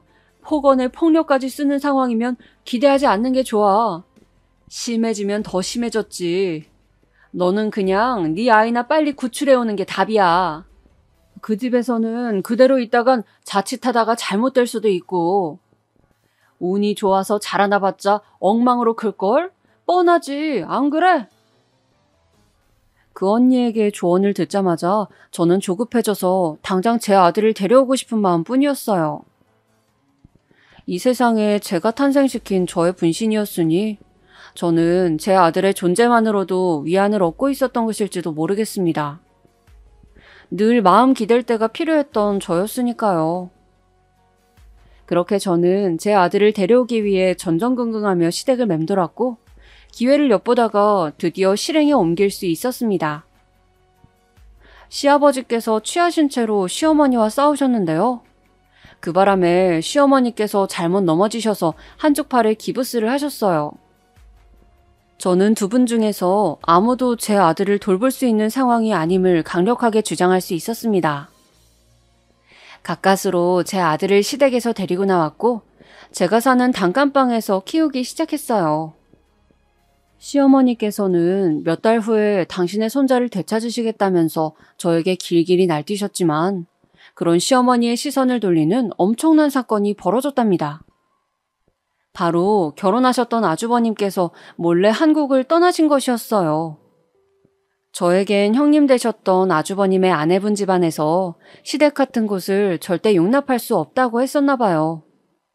시아버지께서 저희 남편이 허망하게 떠난 이후로 술에 빠져 사셨고 시어머니마저 그 여파로 신경쇠약에 이르시자 그 집안에서 알고는 완전히 교류를 끊길 원했다고 합니다. 그래서 아주버님과 형님은 그 집안에서 하라는 대로 따라서 한국을 떠버렸어요. 작은 놈이 데려온 며느리가 조건들이 영 눈에 차지 않아서 큰 놈이 데려온 며느리는 집안이 유복하다길래 그것 하나만 보고 무조건 허락해서 밀어줬더니 그 재산으로 우리한테 효도는 못할 망정 돈을 써서 아예 이 나라를 떠버려? 이런 해괴망측한 일을 다 보았나? 시어머니께서는 가슴을 치시며 원통해 하셨습니다. 외국으로 떠나는 게 들키면 안 되니까 집에 커다란 가구 같은 것들은 그대로 놔두고 짧은 여행을 가시는 것처럼 아주버님 내외는 그렇게 꾸민 다음에 떠나셨어요. 어머님, 그렇게나 내 친오빠가 우리 집이랑 인연 끊고 여자한테 눈 멀어서 떠나버린 것을 크게 흉을 보시고 욕을 하시고 마음껏 비웃으시더니 어째 똑같은 일을 당하셨구나. 이래서 사람은 한치 앞을 모르고 산다고 하나 보다. 아주버님께서 독한 결단을 하시고 행동을 하신 것에 저는 놀란 마음이 드는 한편 씁쓸한 기분도 들었습니다.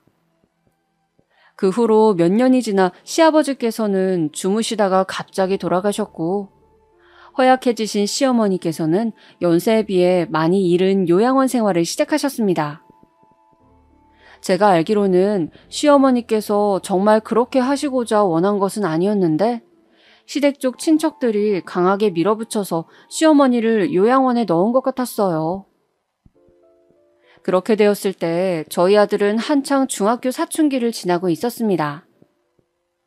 결혼 직후에 남편이랑 살면서 진짜 몸에 사리가 나온다는 것이 뭔지 체감하였을 정도로 지독하게 시달리며 고통을 받아왔으나 아들이 중학교 3학년일 때 제가 겪었던 괴로움도 그에 비할 바가 되었습니다. 정말 미치게 힘들었어요. 방황의 시작은 아들이 중학교 2학년 2학기 때였던 것 같아요. 학원을 빠지고 친구들이랑 노래방에 다녔더라고요.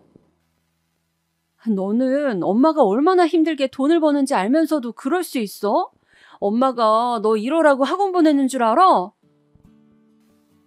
뿐만 아니라 학교 화장실에서 친구들이랑 담배를 피우다가 선생님께 적발되었다는 연락을 받고 머리가 띵했습니다. 속상한 마음에 아들 앞에서 울고불고 빌었습니다. 제발 엇나가지 말아달라고요. 혼자 아들을 키우면서 수많은 고비를 넘어올 수 있었던 건 오로지 내 아들이 잘 됐으면 하는 소망 하나 덕분이었습니다. 그런데 제 아들이 엇나간다면 모든 것이 수포로 돌아가는 것이었어요. 그렇게 되면 저는 제 인생을 완전히 부정당한 마치 헛살았다고 선고받는 셈이나 다름없었습니다. 그래서 저는 아들에게 이 불쌍한 엄마를 봐서라도 제발 정신 차리고 학업에 매진해 줄 것을 간청하였습니다.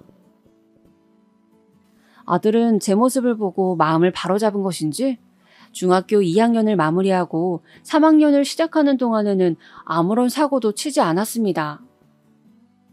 하지만 안심하려고 할 때 가장 큰 한 방이 저를 무너뜨렸죠. 저희 아들이 옆 학교 여학생과 사귀다가 쳐선 안 될 사고를 치고야 만 것이었습니다. 저희 아들 중학교 3학년 1학기 때 저는 그 여학생의 부모 앞에서 무릎을 꿇어야만 했습니다. 그 부모는 당연히 자기 딸이 뱃속에 아이를 낳는 것에 동의할 수 없다고 했고요. 저에게 돈을 요구하였습니다. 저는 그들이 말하는 대로 다 들어주었어요. 제 아들이 그저 무사하게 중학교를 계속 다니다가 졸업해서 고등학교만 갈 수 있다면 그때로서는 소원이 따로 없었습니다. 조용히 덮어지길 원했던 저의 간절한 바람은 들어졌지만 그 후로 아들은 또 엇나가기 시작했습니다. 일부러 저에게 반항한 것이었는데 이유란 너무나도 어이가 없었습니다. 이게 다 엄마 때문이야. 엄마만 아니었어도 나는 걔랑 둘이서 한 생명을 책임질 수 있었어. 그런데 엄마 때문에 다 망쳤고 걔는 학교까지 전학 가버렸다고. 다시 바로잡을 기회 따위는 이제 없잖아. 다 끝났으니까. 엄마는 평생 이 죄책감에 살아야 돼. 책임을 어떻게 질 수 있었다는 것일까요? 저는 남편을 만났던 나이 20살 성인이었고 당시 직장을 다니고 있었음에도 한 생명을 책임지는 게 미치도록 벅찼습니다. 그런데 어떻게 고작 중학교 3학년짜리가 생명에 대한 책임을 논한다는 것입니까? 그리고 제가 그걸 막았기 때문에 저는 죄책감 속에서 살아야 한다고 아들이 말했습니다. 엄마는 네가 잘 되길 바랄 뿐인데 이게 그렇게나 어려운 일이었구나. 내가 잘 되게 해줄 능력이나 있어? 없잖아. 대단한 백이라도 있는 것처럼 굴지 마. 엄마가 이럴 때마다 나는 진짜 구역질 날 것 같으니까. 사춘기를 지나고 있는 나이에 아들이 하는 말이니 반쯤은 걸러들어야 한다고 저의 이성이 외치고 있었으나 저의 감성은 제멋대로 상처를 받고 말았습니다. 끔찍한 비수가 되어서 제 가슴을 찢어발겼죠. 그럼에도 저는 제 아들의 엄마였습니다. 그 사실 하나만으로도 저는 모든 것을 인내해야만 했죠. 저는 아들에게 제발 인문계 고등학교만 들어가 달라고 빌었습니다. 아들은 친구들을 따라 수준 낮은 공업고등학교에 진학하길 희망하였지만 제가 결사반대하면서 설득했어요. 인문계 고등학교에 진학하면 원하는 운동화도 사주고 용돈도 올려주겠다는 조건까지 여러 개 걸어가면서 아들을 달랬습니다. 그 결과 아들은 어느 인문계 고등학교에 턱걸이 성적으로 입학을 하였습니다. 저는 저의 전철을 밟지 않고 제 아들만은 부디 더 많은 것을 배우고 또 누리고 살길 바랐습니다. 그것이 저라는 존재가 지닌 사명이라고 여겼어요. 그래서 눈 밑에 항상 짙은 다크서클을 달고 살며 만성 피로에서 벗어나질 못해도 몸이 부서져라 돈을 벌었으며 아들을 뒷바라지하였습니다. 아들은 고등학교 2학년 때부터 조금은 늦었지만 학업에 관심을 가지기 시작했어요. 주변 친구들이 모두 미래를 그리며 공부하는 모습을 보고 충격을 받았다고 하더라고요. 사달라는 문제집, 가고 싶다는 학원 다 들어주었습니다. 남들보다 뒤늦게 본격적인 공부에 뛰어든 탓에 아들은 내신 관리에서는 끝내 조금 뒤처졌습니다. 그러나 수능 시험에 주력하였고 바야흐로 수능날이 되었을 때 괄목할 만한 결과를 낼 수 있었습니다. 사실 그 성적은 아들이 받아본 성적 중에서 가장 뛰어난 결과표였어요. 이걸 두고 소위 수능 대박이라고 하더군요. 그렇게 아들은 꿈에도 생각하지 못했던 수준의 대학교에 턱걸이로 입학할 수 있었습니다. 세상에, 이렇게 많은 학비가 든다고? 지금 숫자가 이게 몇 자리야? 4년 동안 뒷바라지 하려면 이 약 물어야겠구나. 저는 4년제 사립대학교에 들어가는 어마어마한 비용을 보고 기절할 뻔하였습니다. 상상을 뛰어넘는 액수가 찍혀 있더군요. 무슨 용을 써서라도 차질 없이 아들의 대학 뒷바라지를 해내겠노라고 다짐하였습니다. 대학생이 돼서 너무 설렜던 탓일까요? 술자리에 나간 아들은 다른 테이블 사람들과 시비가 붙어서 주먹 다짐을 하고 말았습니다. 아들은 멀쩡했는데 상대 측이 꽤 다쳤어요. 그 새벽에 경찰서에 가서 저는 상대 측에게 무릎을 꿇으며 선처를 호소했습니다. 제 아들을 고소하겠다는데 어떤 엄마가 그래라고 할 수 있겠어요. 무조건 손이 발이 되도록 빌었습니다. 어마어마한 돈을 상대 측에게 물어주고 제 아들은 아무런 혐의 없이 그 사건에서 벗어날 수 있었어요.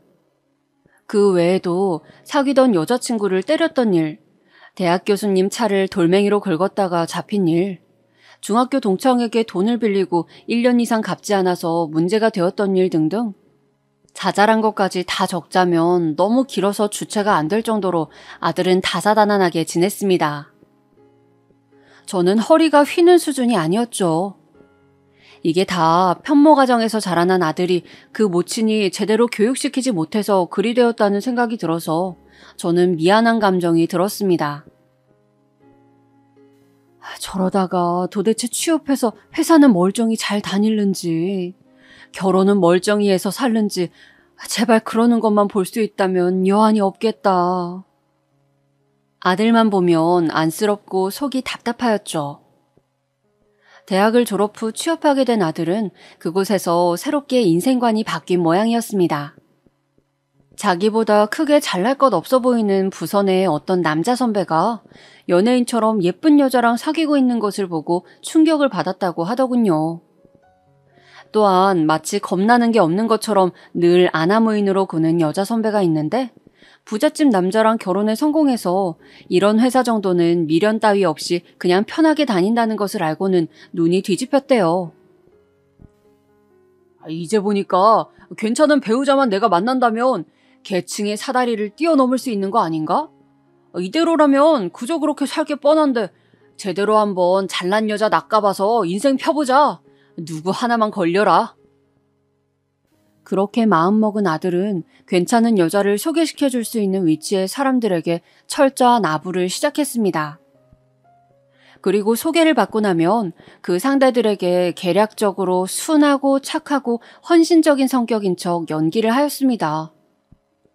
걸려든 상대들 중에서 아들이 가장 마음에 들어한 상대는 대형 병원에서 인턴으로 근무하고 있던 의사였습니다. 도시락까지 싸다 바치면서 그 의사에게 구애를 해댔고 결국 1년 만에 결혼에 꼴이 날 수 있었어요.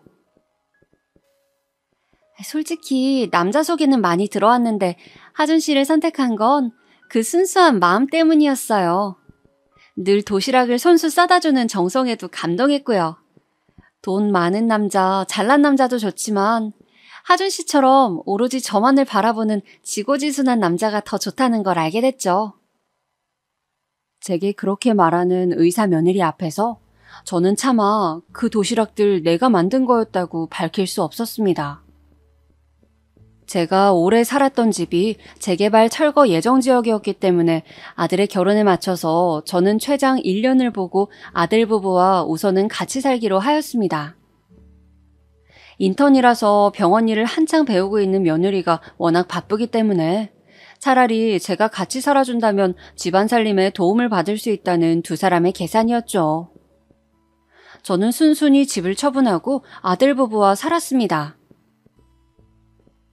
내 아들이 결혼을 하다니, 내가 의사 며느리를 뒀다니 이게 정말 꿈이 아니구나. 이제야 실감이 나. 저는 아들 부부의 집에서 살림을 하며 소소한 행복을 느꼈습니다. 그런데 제가 한 집에서 살면서 관찰을 해보니 아들이 며느리에게 너무 설설 기더군요. 대화를 하다가도 며느리가 안색이 나빠지면 바로 말을 중단하고 그 눈치를 살피기 바쁜 모습에 저는 황당하기도 했고 안쓰럽기도 했습니다. 너무 차이가 나도록 잘난 아내를 만나서 아들이 길을 못 펴고 사는구나 싶어서요. 차라리 비슷한 수준의 여자를 만날 것이지 속상하기도 했습니다. 아들이 왜 그렇게 큰 욕심을 부려서 이런 결혼을 감행했는지 이해도 안 갔고요. 그러던 어느 날이었어요. 웬일로 모처럼 며느리가 오후에 집으로 돌아왔습니다. 밤에 다시 병원으로 들어갈 거라고 하더군요. 아들의 퇴근까지는 많이 남아있으니 그럼 둘이서 이른 저녁을 먹자고 했어요. 제가 밥을 차리는 동안 며느리는 소파에 앉아서 휴대폰만 했습니다. 그리고 밥을 먹는 동안에도 계란말이가 너무 건조하다, 찌개에 이런 부드러운 두부 넣지 마시라 등등 잔소리를 저에게 날리길래 내심 기분이 안 좋았습니다. 다 먹고 설거지 정도는 네가 할 수 있지? 그래서 제가 처음으로 며느리에게 뭔가를 지시해봤습니다. 며느리의 표정이 안 좋았는데 그러면서 그냥 고개를 끄덕이더라고요. 며느리가 설거지를 다 마쳐가는 동안에 아들이 귀가하였습니다. 저는 거실 구석에서 물걸레질을 하고 있었고요. 아들은 오자마자 며느리가 설거지를 했다는 사실에 깜짝 놀라더군요. 엄마가 하게 두지 왜 자기가 설거지를 했어?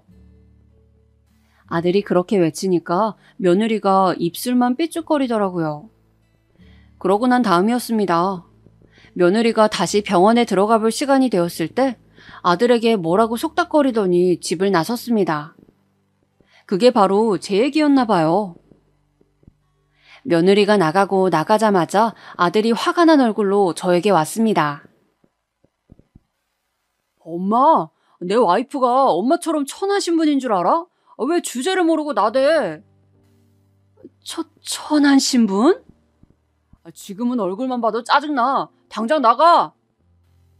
나가라니? 어딜 말이니? 밖으로 나가라고. 여긴 엄마 집도 아니잖아. 우리 부부 집에 얹혀 사는 짐짝이지. 그러니까 당장 나가.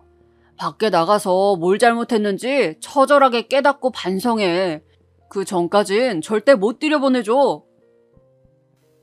이미 해가 저문 밤중이었는데 저보고 나가랬습니다. 딱히 갈 데가 있는 것도 없는 저의 처지를 너무나도 잘 알면서 말입니다.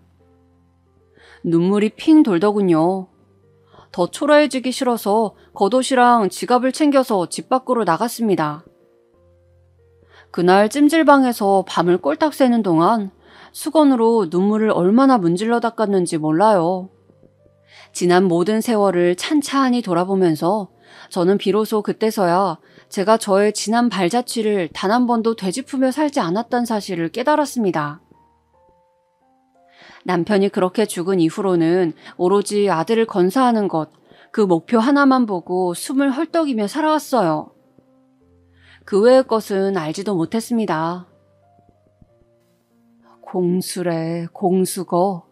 빈손으로 태어나 빈손으로 가는 것이 인생. 이 허무한 이치를 내가 내 아들에게 알려줘야겠구나. 이 어리석은 엄마가 주는 참된 가르침이야. 멍하게 결심을 마친 저는 아들의 과오를 낱낱이 그리고 소상하게 적어내려갔습니다. 구체적이고도 확실한 그 내용은 부촌 동네에 위치한 사돈댁으로 전달이 되었습니다. 분에 넘치는 사돈댁이었으니 빠른 인연의 정리가 필요했죠. 그쪽에서도 저와 의견이 같았나 봅니다. 아주 빠른 이혼을 추진하였으니 말이에요. 저는 제 집을 처분하면서 수중에 들어온 돈을 고스란히 쥐고 있었습니다. 저에게는 새로운 보금자리와 새로운 출발이 기다리고 있었어요. 하지만 아들에게는 차례대로 잃는 과정만이 남아 있었습니다. 이혼당해서 맨몸으로 쫓겨난 후 아들은 갈 곳도 없었죠. 연락두절이 된 자기 엄마를 찾지도 못한 채 어영부영 회사를 다니다가 그곳에서도 결국 나왔습니다. 의사를 소개시켜준 인맥이 그 회사에 있었거든요. 더러운 과거의 행실을 숨기고 순수한 척 연기를 해서 결혼까지 해냈다는 소문이 그 회사에 파다하게 퍼졌고 아들은 버틸 수가 없었던 거예요. 제 손으로 아둥바둥 키워낸 제 아들을 다시 제 손으로 저는 끌어내리고 말았습니다. 그 후로는 정말 무념무상으로 지내고 있네요.